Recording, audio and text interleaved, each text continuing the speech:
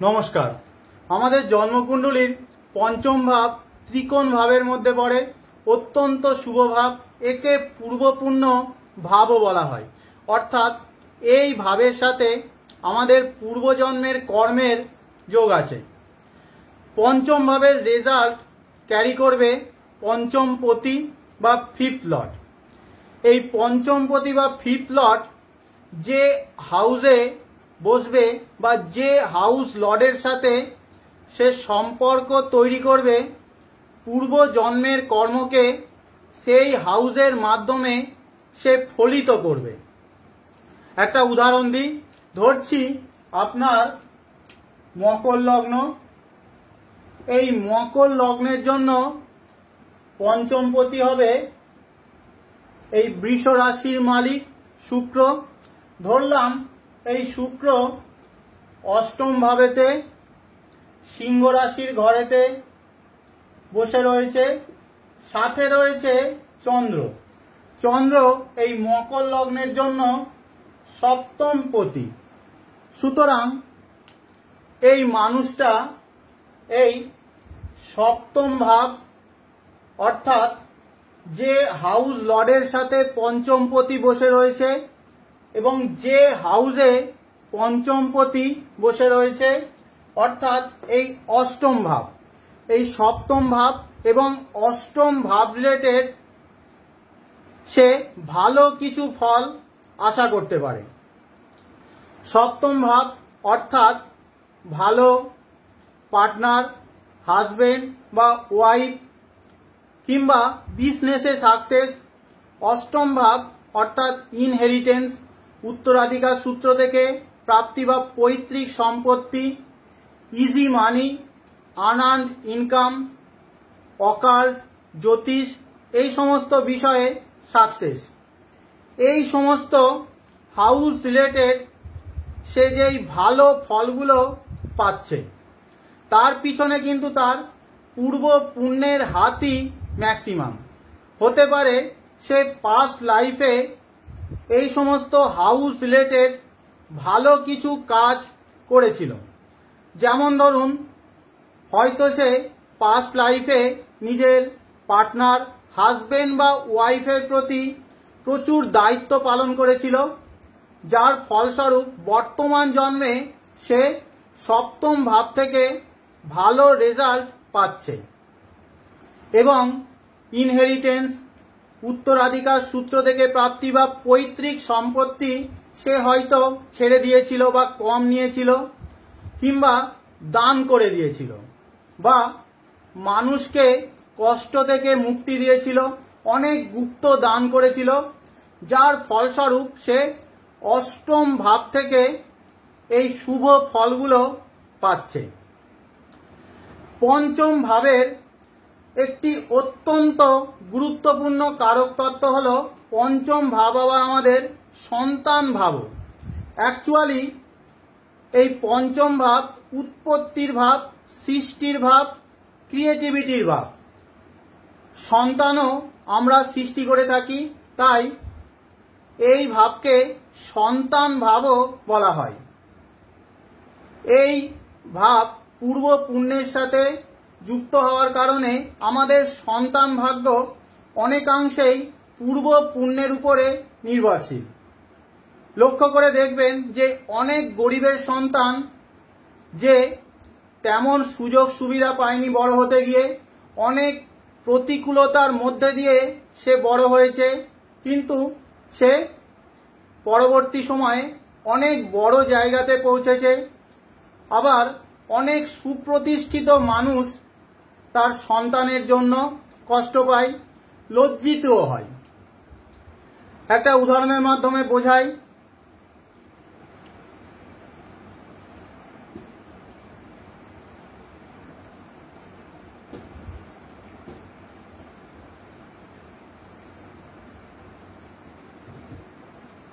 কর্কট লগ্নের চার্ট। লগ্নে রয়েছে শনি, দ্বিতীয় ভাবেতে মঙ্গল, পঞ্চম ভাবেতে রয়েছে রবি বুধ, বুধাদিত্য যোগ, সপ্তমে রয়েছে চন্দ্র, একাদশেতে বৃহস্পতি, ষষ্ঠে রয়েছে শুক্র, রাহু, আর দ্বাদশে কেতু। এই জন্মছকে দেখুন যে পঞ্চম ভাবেতে রবি বুধ রয়েছে, আবার একাদশেতে বৃহস্পতি রয়েছে। একাদশ থেকে বৃহস্পতির দৃষ্টি এসে পঞ্চম ভাবেতে পড়ছে, যা অবশ্যই পঞ্চম ভাবের একটি অন্যতম গুরুত্বপূর্ণ কারক তত্ত্ব হল পঞ্চম ভাব আমাদের বুদ্ধির ভাব, এডুকেশনের ভাব। তাই বুদ্ধিমাত্রা ভালো, জ্ঞান, উইজডম ভালো হওয়ার কথা। কিন্তু পঞ্চম ভাবের যে লিভিং সিগনিফিকেন্স অর্থাৎ সন্তানের জন্য এই জন্মকুণ্ডলীটা কতটা শ্রেষ্ঠ তা আমরা বিচার করে দেখি। দেখুন পঞ্চম ভাবেতে এখানে রয়েছে বুধ। বুধ এই কর্কট লগ্নের জন্য তৃতীয়পতি আর দ্বাদশপতি। দ্বাদশ ভাব আমাদের ব্যয় লসের ভাব। এই দ্বাদশপতি যখনই পঞ্চমে থাকে সন্তানের সাথে একটা দূরত্ব তৈরি করতে পারে, তবে এটা খুব প্রাইমারি একটা ইন্ডিকেশন। আমাদের আরো ডিটেলসে দেখা উচিত। বুধ এই লগ্নের জন্য তৃতীয়পতি। 3, 6, 11 অধিপতিরা অর্থাৎ ত্রিসরায়ের অধিপতিরা যে কোনো লগ্ন সাপেক্ষে অশুভ মহর্ষি পরাশর অনুসারে। আবার এই কর্কট লগ্নের জন্য বুধ তৃতীয়পতি। এই কন্যা রাশিটায় আবার বুধের মূল ত্রিকোণ স্থান, অর্থাৎ বুধের মূল ত্রিকোণ স্থান তৃতীয় ভাবেতে পড়ছে। ফলে বুধ মূলত তৃতীয় ভাবেরই রেজাল্ট বেশি দেবে। সুতরাং বুধ এখানে ফাংশনাল ম্যালিফিক হয়ে গেল। রয়েছে দেখুন রবি। রবি এই লগ্নের জন্য দ্বিতীয়পতি। মহর্ষি পরাশর বলেন যে দ্বিতীয় ভাবের অধিপতি এবং দ্বাদশ ভাবের অধিপতিরা সর্বদা নিউট্রাল। এরা শুভ হবে না অশুভ হবে তা কার সাথে কনজাংশনে রয়েছে বা দ্যুতিতে রয়েছে অর্থাৎ সঙ্গতির উপরে নির্ভর করবে। দেখুন এখানে রবি রয়েছে বুধের সাথে, অর্থাৎ সঙ্গতি ম্যালিফিক পেল, তাই রবিও এখানে ম্যালিফিক হয়ে যাবে। সুতরাং এই রবি বুধের যোগটা পঞ্চম ভাবেতে মোটেই ভালো না। একাদশে রয়েছে বৃহস্পতি, দৃষ্টি পড়ছে পঞ্চম ভাবেতে। বৃহস্পতি এই কর্কট লগ্নের জন্য ষষ্ঠপতি আর নবমপতি। নবম স্থান, নবমপতি অত্যন্ত শুভ গ্রহ আমরা জানি, কিন্তু বৃহস্পতির মূল ত্রিকোণ স্থান গিয়ে পড়ছে ষষ্ঠ ভাবেতে, ধনু রাশির গড়েতে, কর্কট লগ্ন সাপেক্ষে। সুতরাং ত্রিশরের অধিপতি হয়ে গেল বৃহস্পতি। তাই বৃহস্পতিও এখানে অনেকাংশেই ম্যালিফিক হয়ে গেল। তাই পঞ্চম ভাবকে বৃহস্পতি আরো খারাপ করবে। আর একটা জিনিস লক্ষ্য করুন, পঞ্চম পতি মঙ্গল দ্বিতীয় ভাবেতে রয়েছে। দ্বিতীয় ভাব থেকে মঙ্গল নিজের ঘর পঞ্চম ভাবেতেই দৃষ্টি দিচ্ছে। ফলে পঞ্চম ভাবের কারক তত্ত্বকে সে ব্যালেন্স করার চেষ্টা করবে, অর্থাৎ সন্তানের প্রতিষ্ঠার জন্য ভালো হতে পারে। কিন্তু মঙ্গল যেহেতু দুর্ঘটনা, রক্তপাত, অ্যাক্সিডেন্টের কারক, তাই মঙ্গলের পঞ্চম ভাবেতে দৃষ্টি শুভ বলে মানা হয় না, বিশেষ করে সন্তানের শরীর স্বাস্থ্য, লংজিভিটির জন্য। এইখান থেকে মোটামুটিভাবে একটা ধারণা করা যাচ্ছে যে এই চার্টেতে সন্তান ভাগ্য ভালো হয়তো না। এই চার্টটা আমাদের প্রাক্তন প্রধানমন্ত্রী স্বর্গীয় ইন্দিরা গান্ধীর জন্মছক।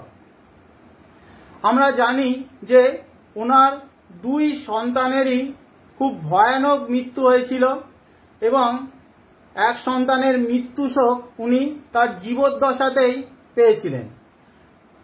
আরও কনফার্মেশনের জন্য আমরা ডিভিশনাল চার্টও দেখতে পারি।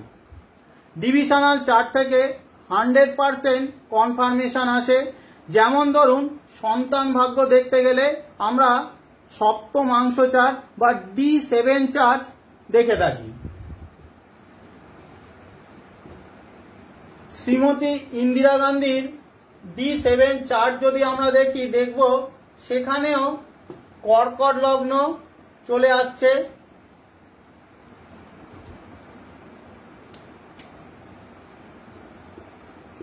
D7 বা সপ্তমাংশ চার্টের প্রধান যে দুটো ভাব সন্তানের জন্য দেখা হয় সেটা হলো লগ্ন ভাব।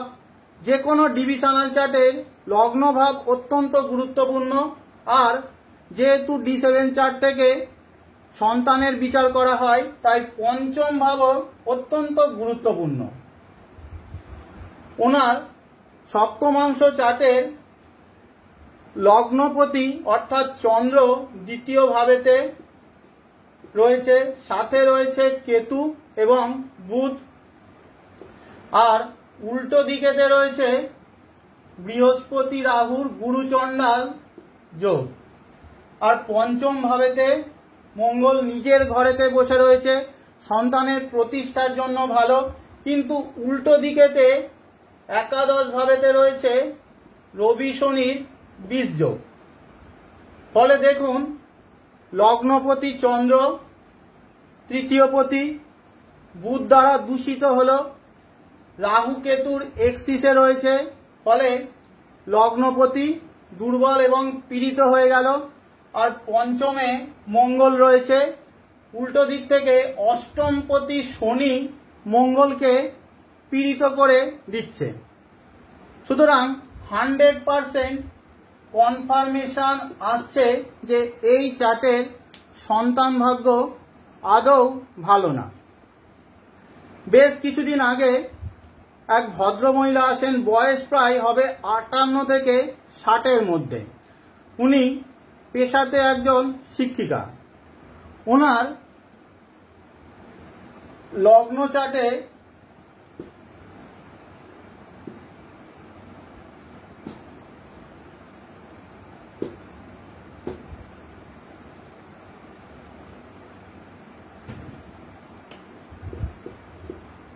বৃশ্চিক লগ্ন উদয় হচ্ছিল, আর পঞ্চম ভাব এই মীন রাশির ঘরেতে বসে রয়েছে শনি, শুক্র আর বুধ,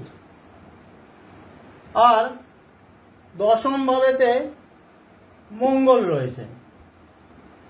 দেখুন এমনিতে পঞ্চম ভাবেতে শনি, শুক্র, বুধের থাকা খারাপ না। পঞ্চম ভাব আমাদের বিদ্যা, এডুকেশনের ভাব, বিদ্যার জন্য ভালো, বুদ্ধিমাত্রার জন্য ভালো। উনি এডুকেশন লাইনে দীর্ঘদিন যুক্ত রয়েছেন, সেখানে কাজ করছেন। কিন্তু সন্তানের জন্য কি, অর্থাৎ পঞ্চম ভাবের লিভিং সিগনিফিকেন্সের জন্য কি এই পঞ্চম ভাবেতে শনি, শুক্র, বুধের অবস্থান কি ভালো? বুধ দেখুন এই লগ্নের জন্য বুধ হলো অষ্টমপতি আর একাদশপতি, অর্থাৎ দুটোই খারাপ ঘর। একাদশ ভাব ত্রিসরায়ের মধ্যে পড়ে, ফলে বুধের থাকা এখানে পঞ্চম ভাবকে পীড়িত করলো। তার সাথে সাথে এখানে রয়েছে শনি, শনি তৃতীয়পতি আর চতুর্থপতি। চতুর্থ ভাব নিউট্রাল, কিন্তু তৃতীয় ভাব ত্রিসরায়ের মধ্যে পড়ে, ফলে শনিও পঞ্চম ভাবকে পীড়িত করছে। সাথে রয়েছে শুক্র। শুক্র দেখুন দ্বাদশপতি আর সপ্তমপতি। দ্বাদশপতি পঞ্চমে থাকলে আগেই বললাম হালকা একটা ইন্ডিকেশন আসে সন্তানের থেকে দূরত্ব। সুতরাং দ্বাদশ ভাব আবার আমি বলেছি নিউট্রাল, যার সাথে থাকবে তেমন ফল দেবে। সুতরাং এই নেগেটিভ প্ল্যানেট বা ফাংশনাল ম্যালিফিকদের সাথে থাকার জন্য এই শুক্র পীড়িত হয়ে গেল, ফলে পঞ্চম ভাবটা পুরোপুরি পীড়িত। আর মঙ্গল দশমে রয়েছে, দশমে মঙ্গলের থাকা কর্মের জন্য ভালো হতে পারে, দশমে মঙ্গল দিকবলীয় থাকে, কিন্তু মঙ্গলের অষ্টম দৃষ্টি গিয়ে পড়ছে এই পঞ্চম স্থানেতে। সুতরাং পঞ্চম স্থানটা সন্তান ভাগ্যের জন্য এই ক্ষেত্রে আমি শুভ বলতে পারি না। ওনার কি হয়, এই শনির দশা চলাকালীন সন্তান শোক ওনাকে পেতে হয়, সন্তানকে উনি হারান। ভদ্রমহিলা বারবার আমাকে বলছিলেন যে উনি জ্ঞানত কারোর ক্ষতি করেননি, সারা জীবন ছাত্রছাত্রীদের উন্নতির জন্য নিজের জীবনকে সমর্পণ করে দিয়েছেন, তাও তার সাথে কেন এমন হলো? আসলে আমরা আমাদের যে জন্মছক বা হরোস্কোপটা পাই তা পূর্বজন্মের কর্ম অনুসারেই তৈরি হয়। তাই পঞ্চম ভাবের সাথে সম্পর্কযুক্ত গ্রহরা অনেক সময় মানুষের জীবনে হঠাৎ বিপত্তিও নিয়ে আসতে পারে, বিশেষ করে সে যখন ম্যালিফিক অবস্থায় থাকবে পঞ্চম ভাবেতে এবং তার দশা অন্তর্দশা যখন চলবে। আপনারা এর প্রকৃত কারণ হয়তো খুঁজে পাবেন না, হঠাৎ করে এই ধরনের বিপত্তি চলে আসতে পারে। আর পঞ্চম ভাব যদি শুভ গ্রহযুক্ত অবস্থায় থাকে, সে গরিব হলেও দেখবেন সে তার সন্তানের জন্য গর্ব অনুভব করবে, তার সন্তান তাকে পরিচিতি দেবে, এটাই তার পূর্বপুণ্য। তাহলে আজকের মতো শেষ করছি। ধন্যবাদ সকলকে।